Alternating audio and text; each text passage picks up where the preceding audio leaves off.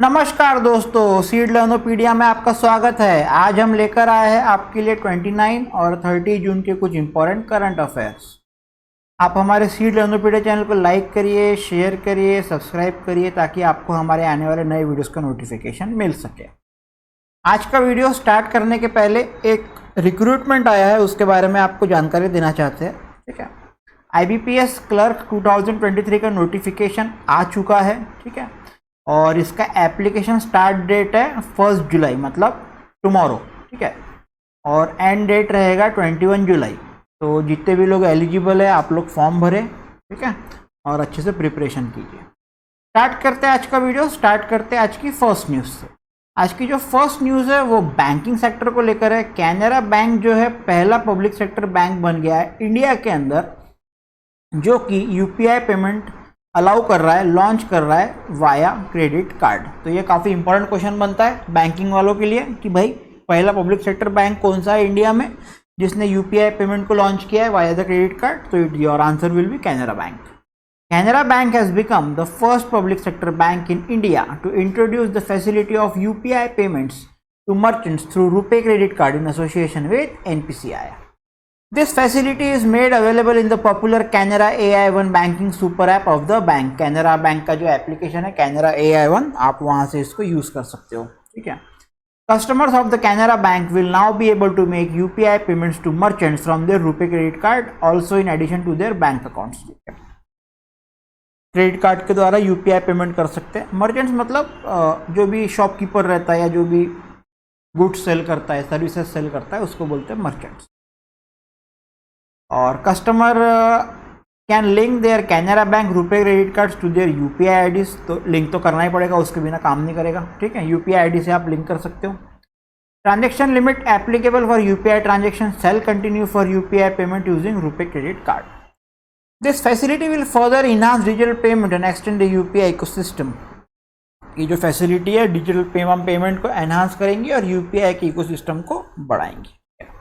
फिलहाल में ये जो फैसिलिटी है खाली मर्चेंट पेमेंट्स के लिए अलाउड है, मतलब आप सिर्फ कोई अगर गुड्स या सर्विस खरीदते हैं तभी आप कर सकते हैं। ठीक है, और आप किसी इंडिविजुअल पर्सन को आप उसका पेमेंट नहीं कर सकते। बढ़ते हैं नेक्स्ट न्यूज़ की तरफ।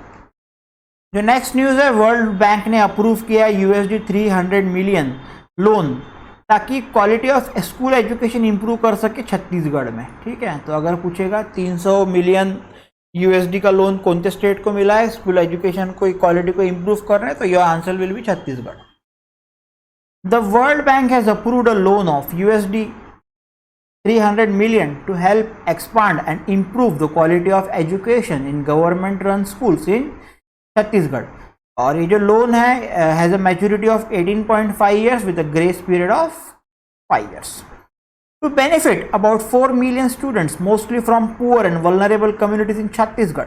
इसका जो ये एम है, ठीक है, बेनिफिट करना है अबाउट 4 मिलियन स्टूडेंट्स को जो कि पुअर और वल्नरेबल कम्युनिटी आते हैं छत्तीसगढ़ में। ठीक है, Chhattisgarh accelerated learning for a knowledge economy operation aims to improve access to education across all grades and also address the growing demand for science and commerce studies at the senior secondary level। ठीक है, बढ़ते हैं next news की तरफ। जो next news है, Assam construct करने वाला है पहला under water tunnel Brahmaputra river के ऊपर। ठीक है, जो कि रहेगा गोहपुर और नुमालीगढ़ के बीच में। ठीक है, Assam CM Shri Himanta Biswa Sarma announced that Assam's first under water rail road tunnel will be build between Numaligarh and Gohpur. ठीक है, और ये जो प्रोजेक्ट है इसका कॉस्ट रहेगा 6000 करोड़। ठीक है, और ये ट्रांसपोर्टेशन इंफ्रास्ट्रक्चर को और मेनली ये दोनों टाउन्स को कनेक्ट करने के लिए ये वाला टनल बनाया जा रहा है। इसका जो टेंडर है ये 4 जुलाई 2023 को ओपन होगा। ठीक है, और ये ब्रह्मपुत्र रिवर के अंडर में बनेगा और इसका जो लंबाई रहेंगी वो रहेंगी 35 किलोमीटर। ठीक है, काफ़ी लंबा है। ठीक है, और ये जो टनल में से रेल भी पास हो सकती है और व्हीकल्स भी पास हो सकते हैं, दोनों भी पास होगा। अंडर वाटर टनल, ठीक है, पानी के अंदर टनल रहेगा। बहुत ही जबरदस्त प्रोजेक्ट है। It will further connect the north and south banks of Brahmaputra river and bring a transformational change in transportation infrastructure To ensure smooth progress, preparations for the detailed project report and land selection are underway. ठीक है, ताकि smooth progress हो सके तो detail project report बन रहा है और कुछ लैंड अक्वायर करना पड़ेगा, तो लैंड का सिलेक्शन का चालू है. The tunnel will promote trade and commerce opportunities and will boost tourism in the state. ठीक है, ये जो टनल रहेगा उससे मतलब बिजनेस भी बढ़ेगा, ट्रेड एंड कॉमर्स बढ़ेगा और साथ ही साथ टूरिज्म भी बढ़ेगा. ठीक है, आसाम काफ़ी खूबसूरत स्टेट है टूरिज्म के लिए. Currently, Brahmaputra River is crossed by people through ferries or bridges, which is time consuming and prone to disruptions during monsoon season. फिलहाल में ब्रह्मपुत्र रिवर को लोगों को अगर क्रॉस करना है तो या तो वो फेरीज के द्वारा कर रहे हैं या तो फिर ब्रिजेस के द्वारा कर रहे हैं, जो कि काफ़ी ज़्यादा टाइम कंज्यूमिंग है. और जैसा बारिश का मौसम आया तो ये सर्विस बंद भी हो जाती है क्योंकि काफ़ी ज़्यादा रेंज होती है इस साइड में. ठीक है, और आसाम के बारे में कुछ इंपॉर्टेंट फैक्ट्स जो आपको पता रहना चाहिए. गवर्नर गुलाब चंद्र कटारिया, सीएम हेमंत बिश्व शर्मा, कैपिटल दिसपुर, और नेशनल पार्क तो यहाँ के काजीरंगा काफ़ी फेमस है, नमेरी है, मानस है, उसके अलावा दिब्रू साइखोवा है, रायमोना है, काफ़ी सारे नेशनल पार्क है. ठीक है, बढ़ते हैं नेक्स्ट न्यूज़ की तरफ. जो नेक्स्ट न्यूज़ है वो एक डे को लेकर है और काफ़ी इंपॉर्टेंट डे है, आपको पता रहना चाहिए. नेशनल स्टैटिस्टिक्स डे 29 जून 2023. ठीक है, every year national Statistics day is celebrated on June 29 in India. ठीक है, इंडिया में मनाया जाता है. और थीम इसका alignment of state indicator framework with national indicator framework for monitoring sustainable development goals. ये थीम पहली बार सेलिब्रेट किया गया था जून 29 2007 को, ताकि आउटस्टैंडिंग जो भी कंट्रीब्यूशन रहे हैं प्रोफेसर मालानोबिस का in the field of economic planning and statistical development, उनके कंट्रीब्यूशन को एक्नॉलेज करने के लिए और उनकी जो बर्थ एनिवर्सरी है उसको चूज किया गया as a National Statistics Day. ठीक है, बढ़ते हैं नेक्स्ट न्यूज़ पे. जो नेक्स्ट न्यूज़ है, LIC हाउसिंग फाइनेंस लिमिटेड ने अपॉइंट किया है त्रिभुवन अधिकारी जी को एज अ COO.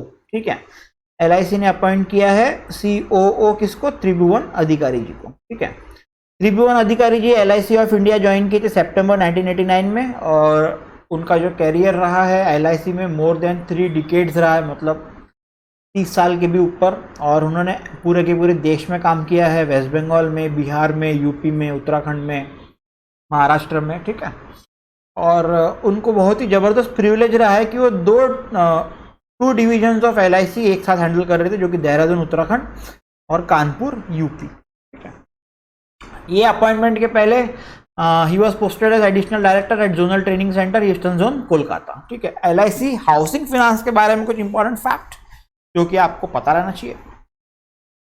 19 जून 1989 को फाउंड हुई, headquarter Mumbai Maharashtra, MD and CEO Vishwanath Gaur. ठीक है, बढ़ते हैं नेक्स्ट न्यूज़ की तरफ. जो नेक्स्ट न्यूज़ है, IPS ऑफिसर अजय भटनागर को अपॉइंट किया गया as a special director of CBI. काफ़ी इंपॉर्टेंट न्यूज़ है, पूछ सकता है एग्जाम में कि भाई स्पेशल डायरेक्टर ऑफ CBI कौन है करके. Senior IPS officer Ajay Bhatnagar has been appointed as special director in the CBI. He has been appointed to the post till the date of his superannuation on November 2024. नवंबर 20 तक के appointment है. ठीक है, Ajay Bhatnagar senior IPS officer 1989 batch के Jharkhand cadre से. ठीक है, करंटली एडिशनल डायरेक्टर है CBI के अंदर. Anurag joint director in CBI will now be additional director in the agency. ठीक है, एडिशनल डायरेक्टर रहेंगे अनुराग जी जो अभी है. Manoj Shashidhar, a 1994 batch IPS officer of Gujarat cadre, has also been appointed to the post of additional director in the CBI for a period of 3 years. Manoj Shashidhar जी को भी additional director करके appoint किया गया है 3 साल के लिए. Currently he is currently serving as joint director in CBI. Sharad Agarwal serving as joint director in the CBI has received an extension in the deputation tenure. ठीक है, उनका एक्सटेंशन हो गया. Agarwal tenure will now continue from June 1 until 31 May, totalling 8 years. ठीक है, बढ़ते हैं next news की तरफ.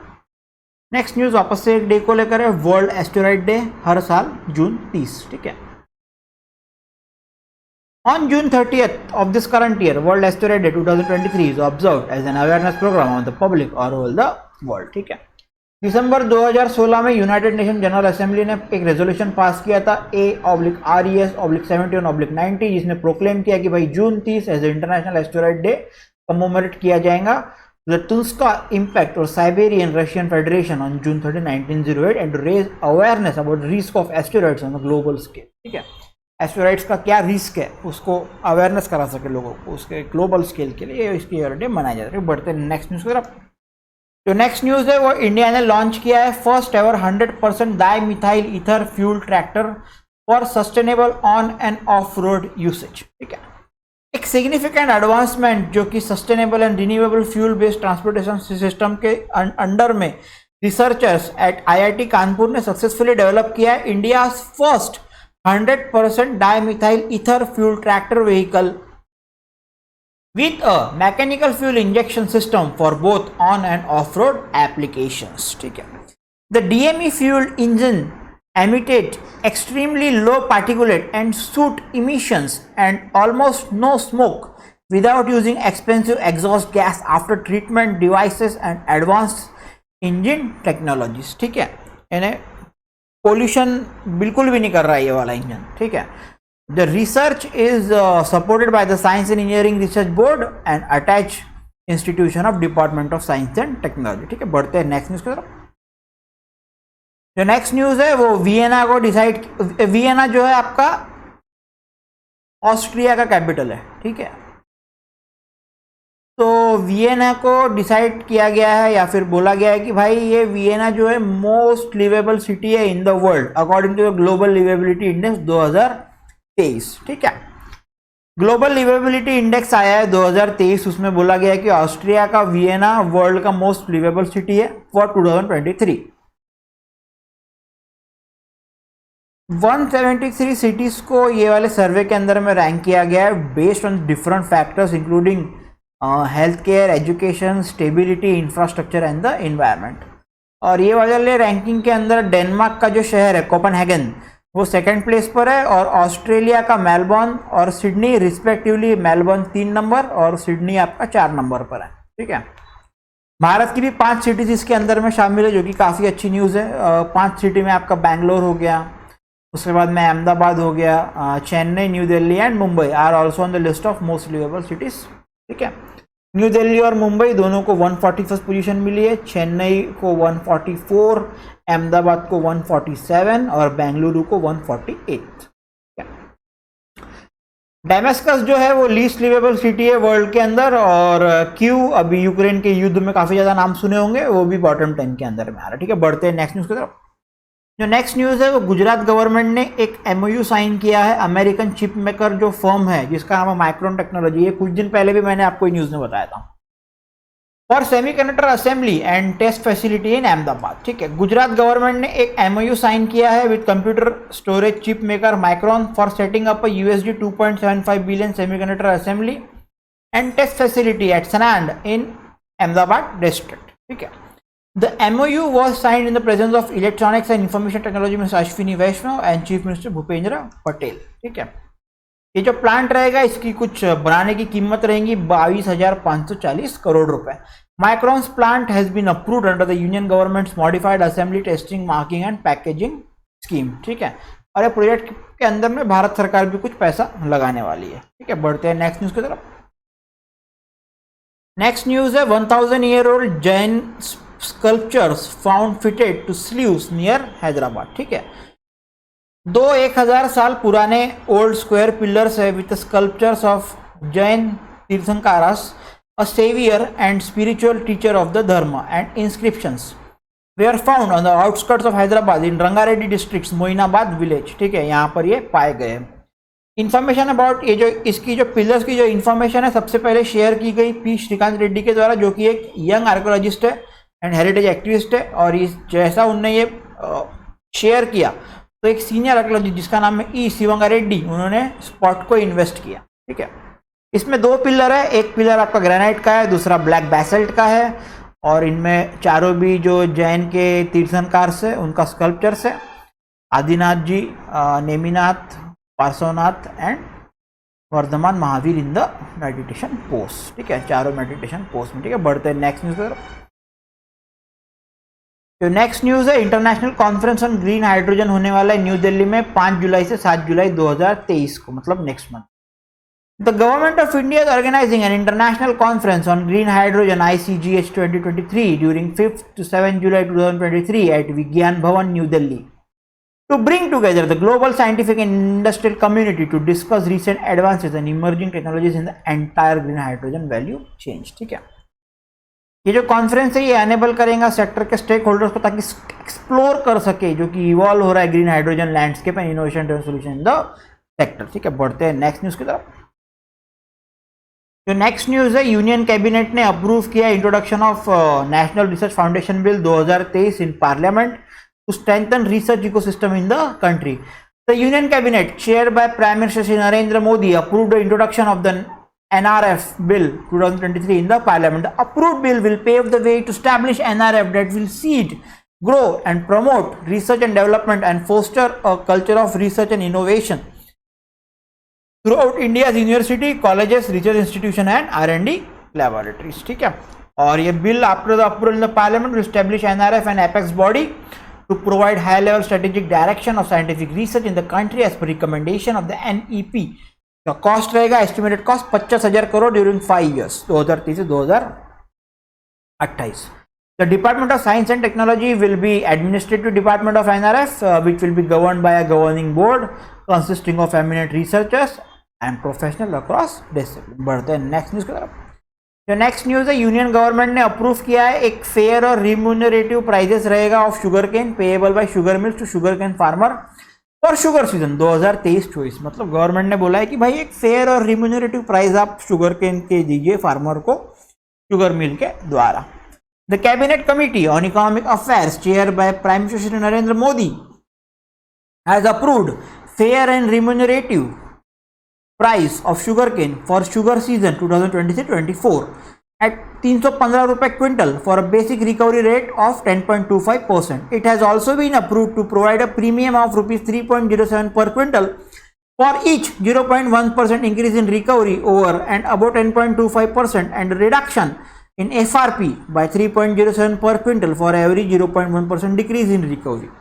मतलब अगर 0.1% की इंक्रीज होंगी रिकवरी के अंदर में तो उनको प्रीमियम मिलेगा, अगर जो रिकवरी है वो अगर अंदर डिक्रीज होंगी तो रिडक्शन हो जाएगा। ठीक है, तो ये थे कुछ इंपॉर्टेंट करंट अफेयर 29 और 30 जून के। आई होप आपको वीडियो बहुत पसंद आया होगा। वीडियो को लाइक करिए, वीडियो को शेयर करिए, चैनल को लाइक करिए, चैनल को सब्सक्राइब करिए और चैनल को शेयर जरूर करिए ताकि आपके जो मित्रगण हैं जो भी गवर्नमेंट के लिए प्रिपेयर कर रहा है उसको भी कुछ मदद मिल जाएंगी। ठीक है, तो thank you so much, keep watching our channel, happy learning, thank you so much, have a good day, thanks for watching.